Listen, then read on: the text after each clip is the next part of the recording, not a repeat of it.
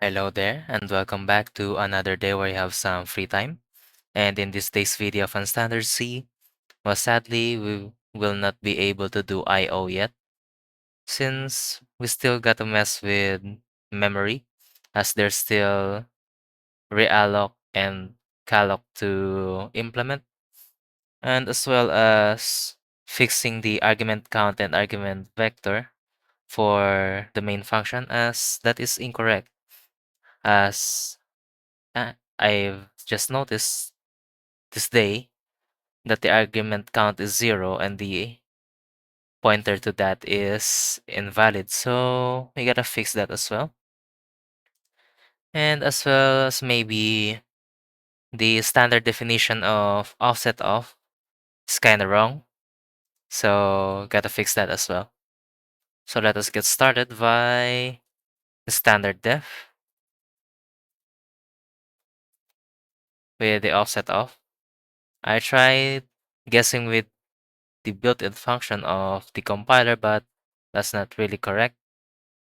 A better way to do this maybe is casting null to the type and then trying to get the member from null. Then we get the address of that. So that would be technically the offset since we're getting the member from 0, say 0.a, then we're getting the address of a from 0. So maybe that's that, or maybe I've done this wrong. I don't really have a way to tell yet as I do not have my LSP. Or I can just open this in Neovim. So stores, I know. Yeah, let's just test this out in Hello.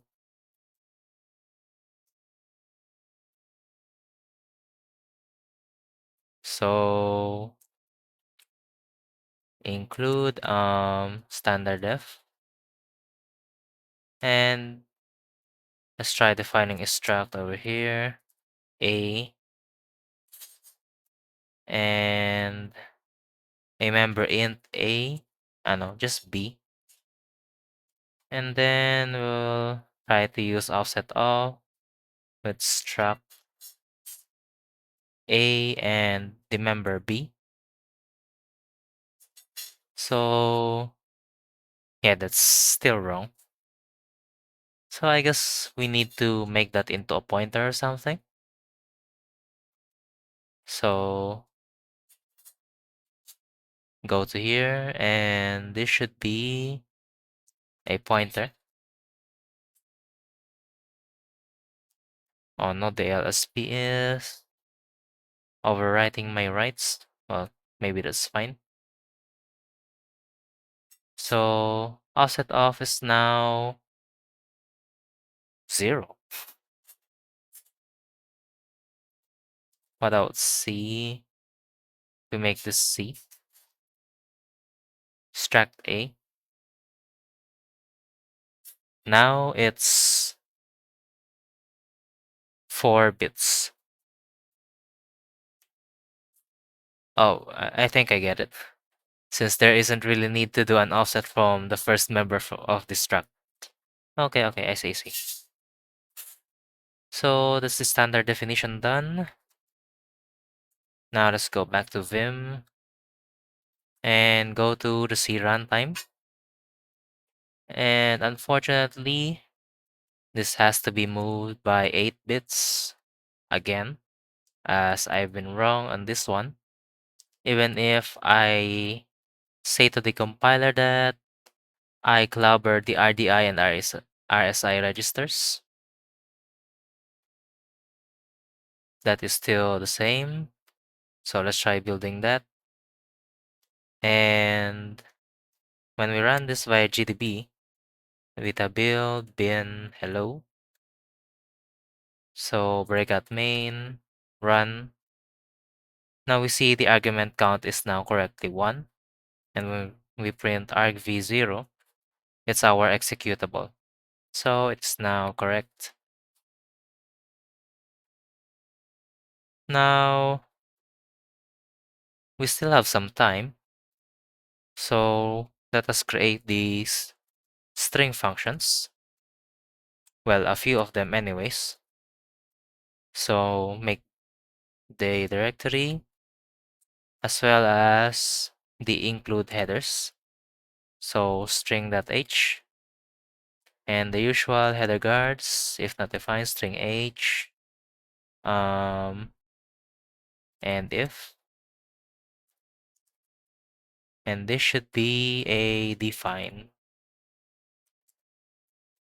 So the stuff that we will add for now, I guess, is memcopy. So it will take destination and the source and the size of the thing to be copied. So I need the standard definition here as well as memmove. There's actually a difference between these two.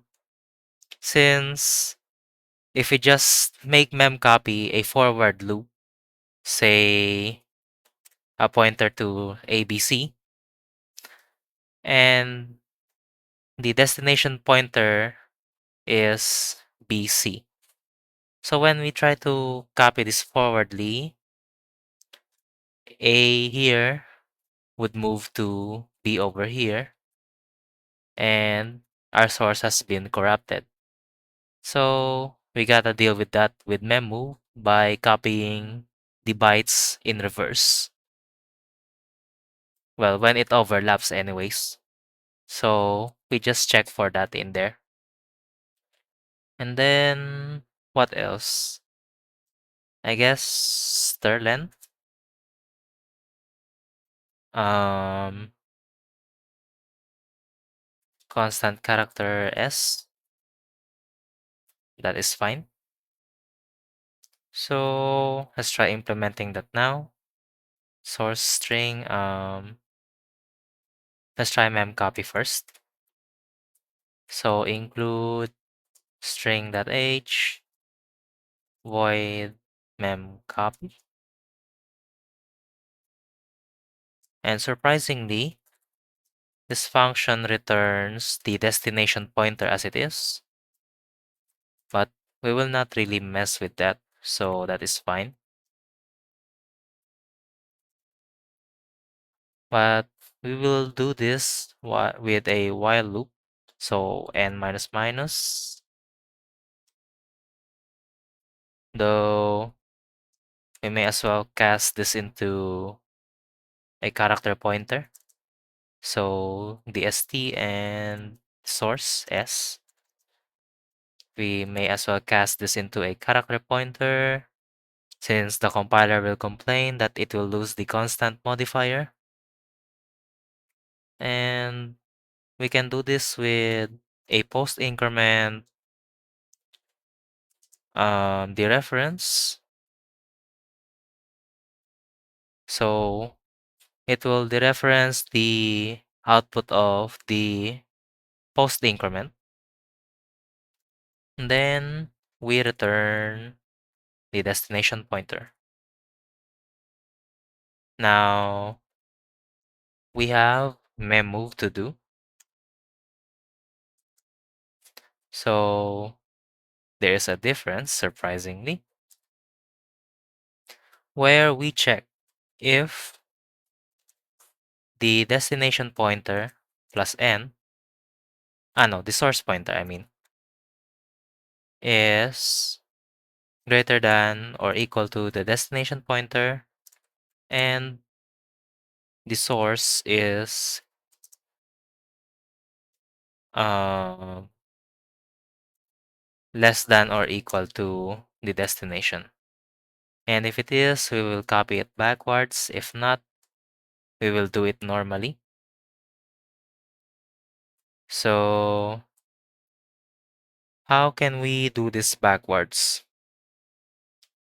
Well, I do wonder.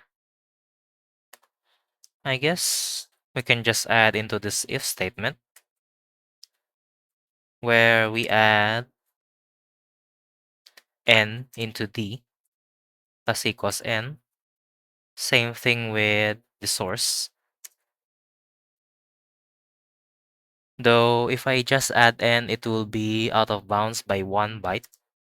So I guess I subtract 1 as well over here. And n minus minus is fine, but this should be a post decrement instead. So there is that. And we may as well implement sterlen, since that will be used pretty much most of the time when we try to do IO later on. So um include not well not include string h. So the sterlen, we can just make the constant character here and a for loop that will initialize d to s. Then check if d is still not null. So we can make it like that. And we increment d. And that is practically it for that for loop. And we return d minus s. That's practically sterlen. So we can try this out by going back to hello.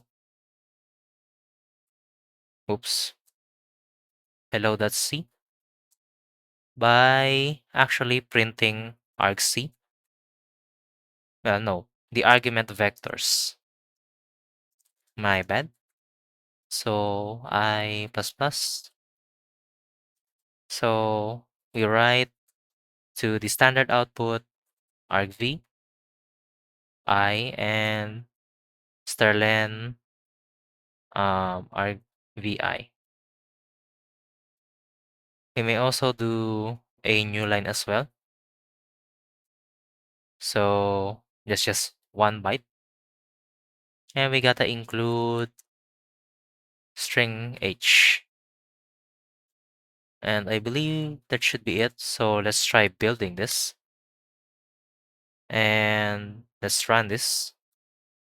There you go. This is the first argument. How about a few more?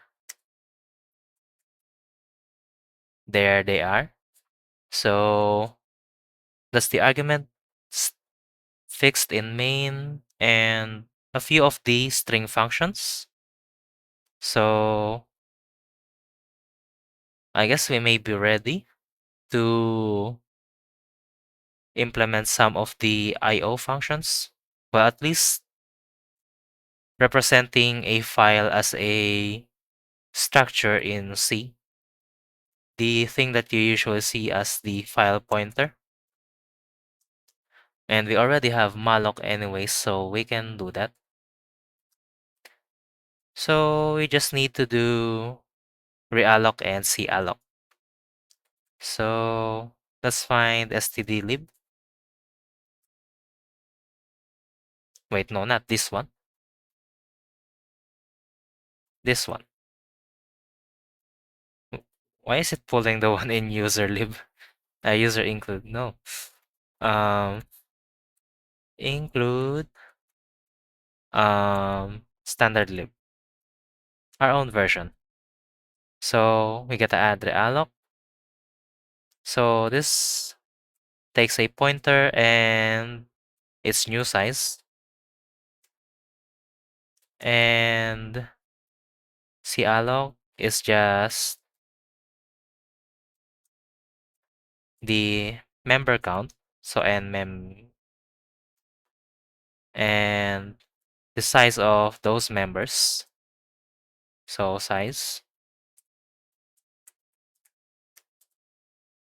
And let's get to implementing this. So yes, it's in standard lib malloc. So let's deal with realloc first. And we can include the standard lib h and the malloc internal. Oops.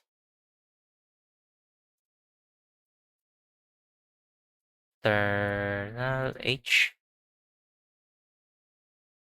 Now for realloc, if the pointer is null, then we just do a regular malloc. And the size is just the size. And then if the size is 0, then we free the pointer. And we return from this function. So return null. Now the tricky part is actually finding where this pointer is. So we gotta add a few functions here in malloc internal that will find the heap data for us. So struct heap data, find the heap for this pointer. So find malloc internal C. And while in here, we just do a while loop of libc memory. Though if libc memory is null, then we can only return null. But if it's not, then we can do our usual shenanigans. Keep data d is equal to libc memory. And while the pointer is not in heap, so pointer and d, well, that is not in the heap, we go to its next one, while also checking that d is still not null. So not equal to null. And whether whether one of these conditions turns false, we return that anyway. So we either get something or nothing. So let's go back to realloc. So struct heap data d. So find heap with this pointer. And if this did not find anything, then I guess we return null for now, as I cannot consult the C standard yet if the pointer is invalid. And then what else?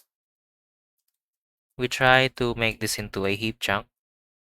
So C, and this should be a heap chunk type.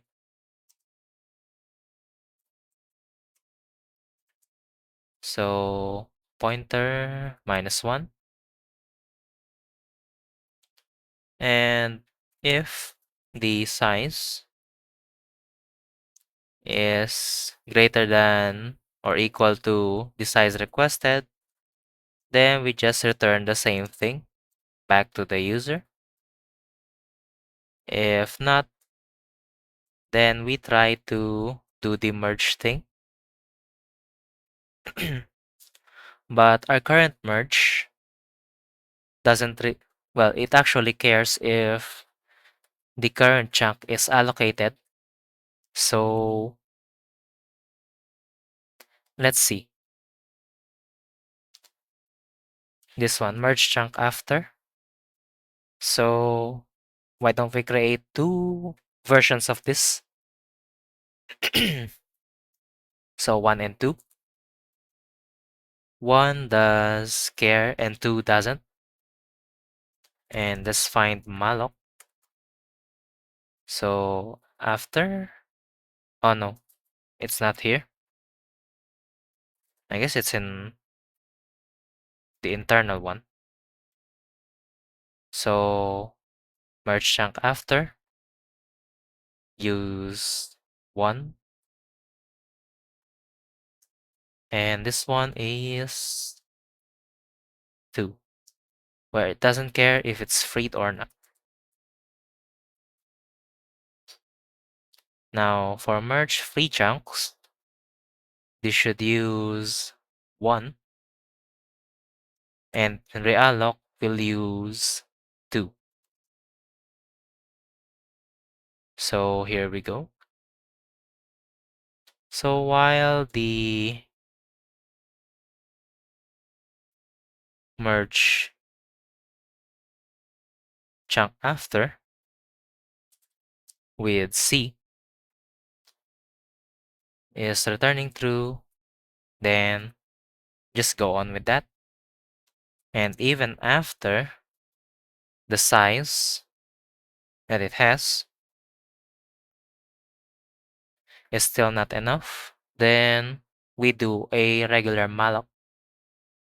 Also, we may as well store the original size of this chunk since it will change maybe when we merge the chunks after it. So C size. So if C size is greater than or equal to size, then that's cool.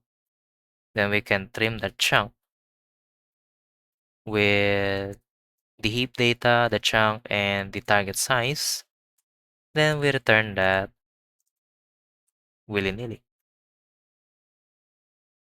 Now, if it's not, then we have some problems. So in here, we try to malloc something. So the void pointer p shall be malloced with size. And if that is not null, we do a mem copy, not mem move. Since this is guaranteed to not overlap, well, at least in my implementations anyways. I hope I did not mess that one up. So the destination is P and the source is C plus 1. Then the size is org size. Then we return P while also freeing the pointer when we return a new pointer anyways. Though if not, when we return null, the user has to free the pointer themselves. And I believe that is the correct behavior. Though I'm not sure if I remember that correctly. Now, for calloc or calloc is an easier story since that is just malloc with memset, which I did not implement yet. So we gotta do that real quick. So the standard library and string.h.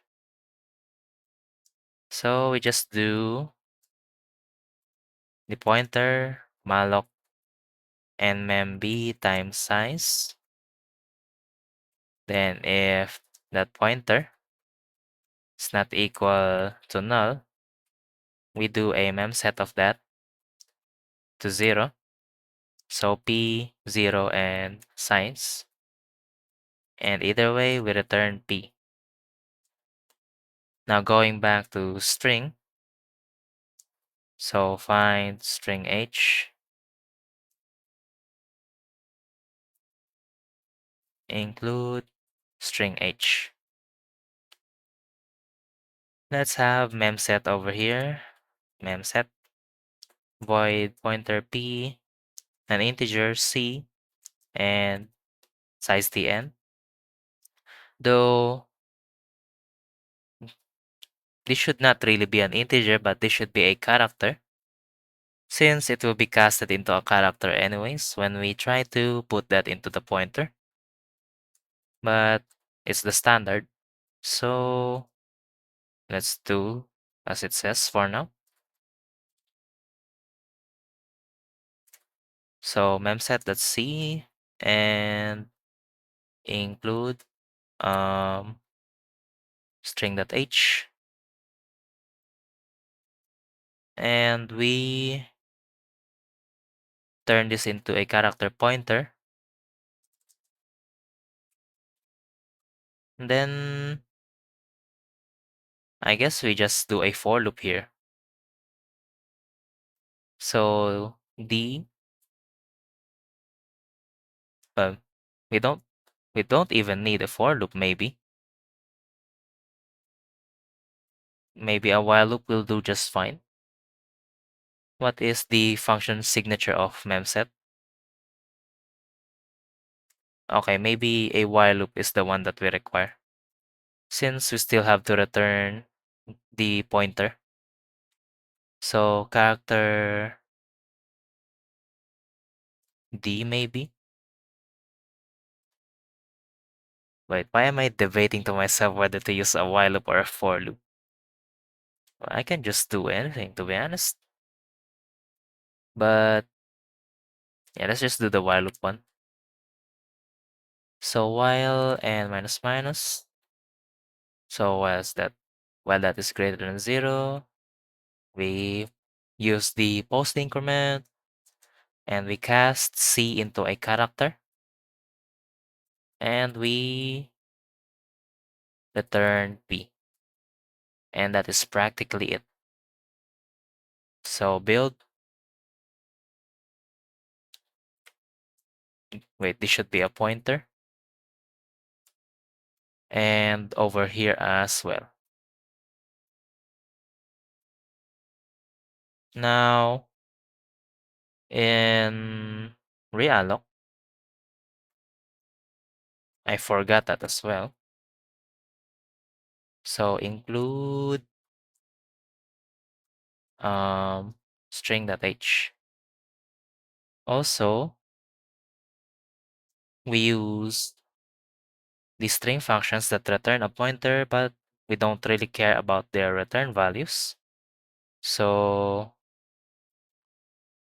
let's just cast that to void. Same thing with calloc. So void. And either way, if this fails, you just get a segfault. Now, for merge chunk, I guess I screwed the arguments of that. So find malloc internal C. Wait, no, that's in realloc. My bad. I'm getting confused now. So the arguments are the heap data as well. And there you go. And still the same thing over here. And we're almost 30 minutes in. So, well, I would like to believe that we're sort of done now. And with a few changes that we've done over here, that is quite fine. And hopefully we can at least represent the files as a C struct on the next video. So thank you for sticking with me this far, and may I see you on the next one.